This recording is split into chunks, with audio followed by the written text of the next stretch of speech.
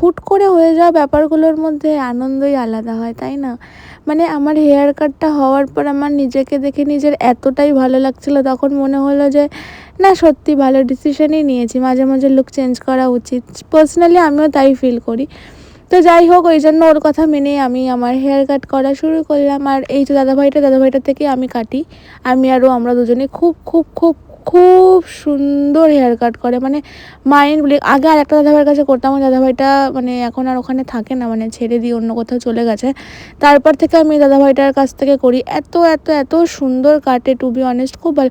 ওখানে সবাই খুব প্রফেশনাল, বাট হয় না ওই যে এক একজনের প্রতি তোমার একটু আলাদা ভালো লাগা থাকে, তো সেটাই আমার আর ওর এই দাদাভাইটার প্রতি অগাধ বিশ্বাস। তো এই দেখো ফাইনাল রেজাল্ট কেমন লাগছে আমি, হেব্বি না? এটা দেখার পর আমার নিজের এত ভালো লাগছিলো। আমি ফার্স্ট টাইম এই হেয়ার কাটটা ট্রাই করলাম, টু বি অনেস্ট খুবই ভালো লাগছিলো। তো এভাবেই দিনটা কেটেছিল দুজনের সুন্দর করে চুল কেটে। এবার আমরা বাড়ির দিকে যাচ্ছিলাম। বাড়ির দিকে যাওয়ার পথে মানে হেয়ার কাট করা তো 3-4 ঘন্টা লেগে গেছে দুজনের।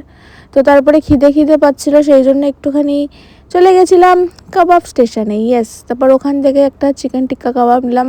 এত টেস্টি ছিল বলে বোঝানোর মতো না, এত জুসি ছিল ভিতরটা, খুবই টেস্টি ছিল। তারপরে আসার সময় একটু ফুচকাও খেয়েছিলাম। দেন বাড়ি এসে প্যাক লাগিয়ে ওষুধ খেয়ে ঘুমিয়ে পড়েছি। বাই, কেমন লাগলো জানিও।